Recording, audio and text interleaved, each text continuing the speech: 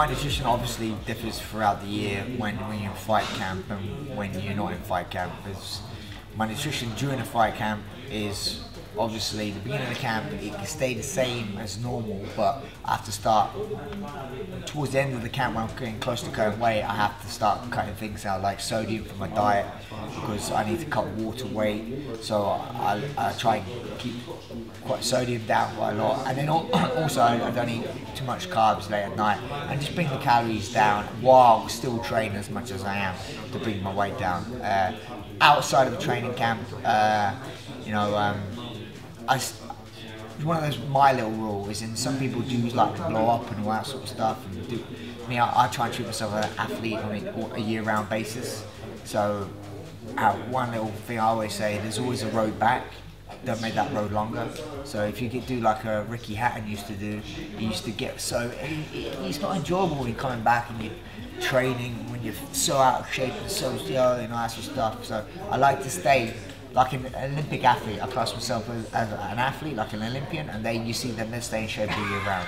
So nutrition doesn't vary too much all year round, bar when I come up to a fight and have to cut my sodium out because I'm losing water weight and yeah, calorie a little bit now. I was never really a massive guy on supplements, I was never like a gym bod, and that sort of stuff. And I was never been massively on supplements. But I have taken them over the years, and it's mainly, I don't know the complete science behind things, but what things I always do take, I like to take is like a multivitamin, because I know I don't eat enough, to be honest, I don't eat enough greens, I'm a bit of a primal guy. I always say, I like to eat animals that eat the green stuff and cuts out the middleman. But I know this is just me being a caveman. But yeah, I don't eat as much vegetables as I should do. So I do take some supplements for that. Like I can't remember what it is. That green thing. I don't know. I just know that I have to compensate for what I don't eat sometimes. I have like a fish oil tablet, multivitamins, and I take protein shakes. From time to time. At the end of the day, it's myself, because if you can lead a horse to the water, but you can't make it drink. So it's up to me to look after my diet. But obviously, I have guidance. My wife, for instance, she cooks a lot and she helps me out. But then before that, I have like a plan. My strength and conditioning coach is a guy called Tim Benjamin. He used to be Olympian 400-meter runner, Commonwealth gold medalist and stuff. So not only he's helped me out tremendously with my S&C side of things as well as my nutrition. He knows that I can't put on too much muscle going down a weight class, so he's helped me out with my diet, which helps me with him. He's not only been an athlete himself, he's gone away and done the studies and been to university and studied it. So not only does he has competed as an athlete, he knows the science behind things. So he's helped me out so much with my diet, and he knows how to lose weight gradually, and also he leaves the water weight cut into me mainly because that's not his field. But nutrition wise, he helps me out so much. So I say between me, my wife, and Tim Benjamin, we're in charge of my diet. When did I start taking my nutrition seriously? Well, I've always taken my nutrition seriously to a certain degree, but I haven't. I'll be honest. Like I've always been one to everyone's body's different. So I can say what works for me may not work for the next person, and what works for the next person may not work for me. So all I can say is what works for me is where before, I know people who do, I don't know if it's right or wrong, but would do the eat really clean all week and binge at the weekends. I never really done that. Because I think it's a shock to your body and all that sort of stuff. What I tend to do is if I have maybe like a little bit of a treat in moderation on a daily basis. When I'm not training for a fight, if I want to have a little bit of chocolate, have a little bit, but key things in moderation. Don't just binge and eat so much, I think I've gone away from the main question. How has it changed your performance since your nutrition's gone to that next level?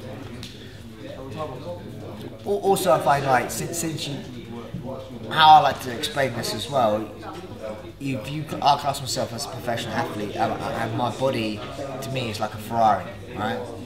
If you have a high performance car, you don't want to put the worst petrol in your car. So I try and explain that nutrition is very important. Like me personally, I happily go to a supermarket and buy the best grade meat, the best grade of everything, rather than buying really bad processed cheap stuff, because I'd rather spend the extra money on putting it into my body, you know. So I want to make sure that it's not been, you know, chicken which has been piled with loads of water, and like you're paying, it's like a 500 grams of chicken, but like 250 of that's just water weight, you know. So I like to get nice, clean. Try and get to a butcher's when I can. If I can't go to a butcher's, I like Sainsbury's to do some nice meat at Sainsbury's. But I'm actually now, thank God, I'm sponsored by a company called primalfeast.com, and they send me order my meat. They send me my meat to my door. So and it's like, you know, perfect for me. And you know, and they have everything. They have shows you the calories, shows you the protein, and you know, it's simple and it's good quality meat. Yeah. I didn't realise this too of late. The thing that I found the hardest to cut out my diet, and I only found it recently. The toughest thing is when I've done at the moment now, I'm walking around a lot lighter. When I made the choice to go down to flyweight, I had to do literally a weight drop to get to where I am now, and it was mainly a calorie deficit diet and while still training. You wouldn't want to do that while you train for a fight, because you don't train that great, because you don't have a lot of energy. So I've done that, and coming down from that, I cut out sugar from my diet, and for me that was my mood swings were so bad, you know. I can't believe how addicted to sugar I was. But I had to do that to bring my insulin levels down, and I have done that now. Now I add sugar to my diet, more natural sugars like you know, obviously fruit. I have granola, low-fat yogurt, and some fruit in there. So I have natural sugars and stuff like that. So, but for me, yeah, sugar was a tough one. I normally know about my fight, you know, sometimes it could be 12 weeks out, it could be 10 weeks out and stuff like that. But what I normally always do is go to American Top Team 8 weeks before my fight. And for me, that's when I start, because it's easy for me to, I have that advantage where I go away, it's easy for me to switch on, where it's hard for me sometimes being in my natural environment, eating a little bit what I want and stuff like that, and then go, right, next week I'm going to start, you know, dieting and stuff like that. It's hard to do that when you walk past the normal shops that you used to be able to go in before and stuff like that. So if you want to go to America, it's so much easier for me now to go, boom, switch on, diet, training, all about me. So for me, I normally do it 8 weeks before, and what I try and do is, like I say, bring it down gradually. You know, I don't want to crash my system too much. I bring it down gradually over time, and I leave myself probably, you know, like between 10 to 15 pounds out, like a week and a bit before a fight, and then I try and the last few days I lose about 10 pounds of water weight, you know. So, but then I'm lean. My body's like maybe 5% body fat, you know, and I'm lean. So I'm not carrying what I class as bad weight with like fat. I get rid of all my fat by eating clean.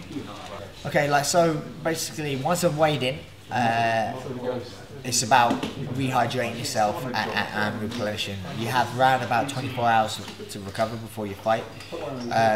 For me, this is where I see a lot of fighters and do some stupid stuff. And like they see once they've made weight, now they can do what they want and eat what they want. And I've seen people like eat burgers, pizzas, and loads of, you know, bad food the night before a fight, because now they've done their weight cut and yeah, I can eat what I want. You can eat what you want, but how I see it is one more day of discipline because you're performing the next day. So And then after your fight, you could go to McDonald's, you could do whatever you want, you know. But one more day of discipline. That's what I try and keep myself to. I don't like eat a lot of junk. You know, sometimes if you want, like say, sometimes you want to pat yourself on the back and treat yourself. Treat yourself to a little bit, but keep things in moderation. You know, you don't want to start eating 24 donuts and get a massive sugar spike and you come down again. So for me, it's about once I'm weighed in, I'll go back to, you know, I have a sugary drink to start off with to try and kick my system back again. I wake it up and then I eat a little bit. I don't stuff myself. I go back to my room and I have an advantage. I don't know if you want to know this, but I do an IV drip to help replenish myself, which helps me because I have it professionally done. I have doctors who do it, but when I have it done, I can lay down in my hotel room and I have an IV and it just replenishes me, and I don't have to wait for what I'm eating and drinking to go out and fill myself up, and I put on like 15 pounds within a couple of hours. Food, is it like, do I have any superstitious food habits? Not really. I used to be superstitious within fighting, and basically a lot of people are like this, you know, like. But I found with competing a lot, like you lose superstition, you start to end up believing in yourself. Where you'd be like, I used to be superstitious where if I wore my red shorts, I'd always win my fights, and then I'm wearing red shorts and I lose. Or if I wear my red shorts and I always win my fights, I had to wear a yellow pair, then I win my fight. So it got to the stage where I stopped believing in superstition and started to believe in myself, and that worked way better for me. Foods, not superstition. Yeah, sometimes. Yeah, as in like, I used to like. I don't think it's more superstitious. More for me, I react well to it, and that's like before my fight. I tend to, like I say, the day of the fight, I'm not one of those people. I don't like to compete with a full stomach. I think it's pointless. You know, you're just carrying weight in there, and so there's no point eating food that you're not going to digest in time for your fight. So me, I like in the morning to have like a big bowl of porridge or something like that, so something slow releasing throughout the day. And then if I get snackish during the day, I stay away. I stay away from sugar. To start, you know, during the day, because I don't want to have any spikes and stuff like that. I drink water, but what I don't do is what I think a lot of people do wrong. Is once they're weighed in and the next day they drink so much water they flush the body out again with all the salts and minerals. Where me, if I drink that day, I drink water, but it still has maybe a bit of that Diarrhea or Pedialyte in, so it has some sodium and stuff like that. So I keep my salts in my body rather than flushing my body clean again.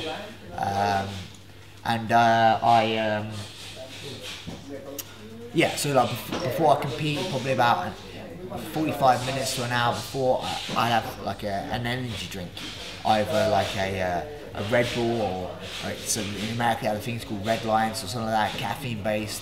I have some energy drink to kind of, it's not just it's to wake me up. Sometimes like just gets me awake, alert.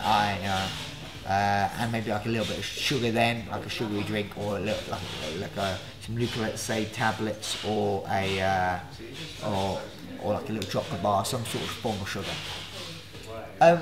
That night, depending obviously how it went, win or lose, it depends on how I feel.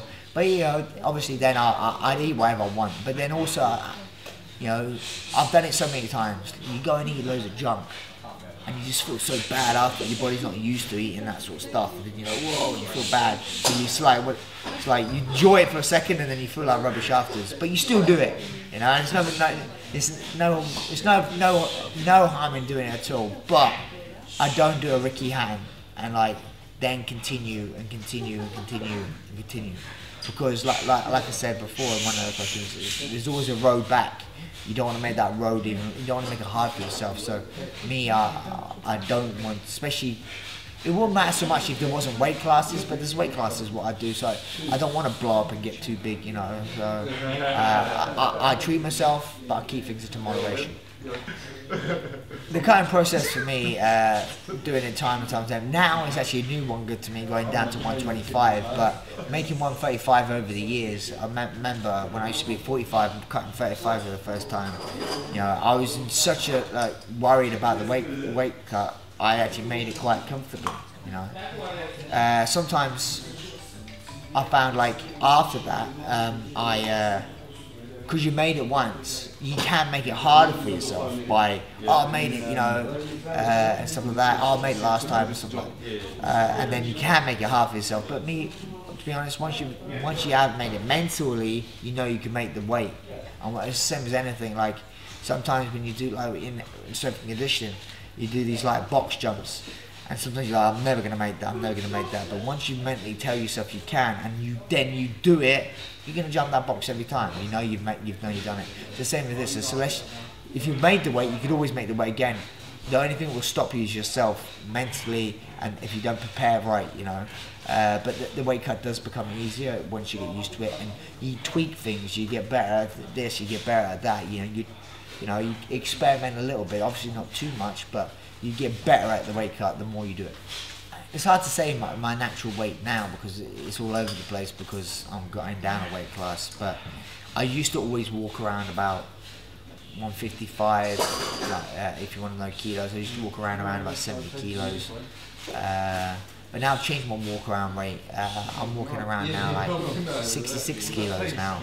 But I'm walking around a lot leaner than I used to, you know, which I feel good. I feel comfortable, I feel fast, I feel, you know, where before I was a little bit heavier maybe, but I had a lot of rubbish weight on me, I guess. I was a bit softer.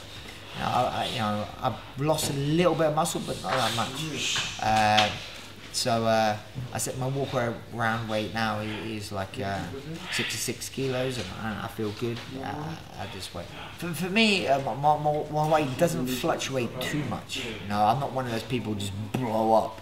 If I start eating a lot of rubbish food and stuff like that, I tend to not put on too much. I do put on some weight, but normally it's a case of I get soft.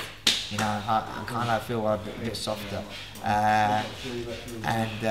I find it a lot easier to lose weight and get a bit more lean. So I'm not lucky, but I do know people like this. You could look at food and just go, you know. So I do know different bodies are differently, but I'm luckily one of those people that I don't really, my weight doesn't go crazy. You know?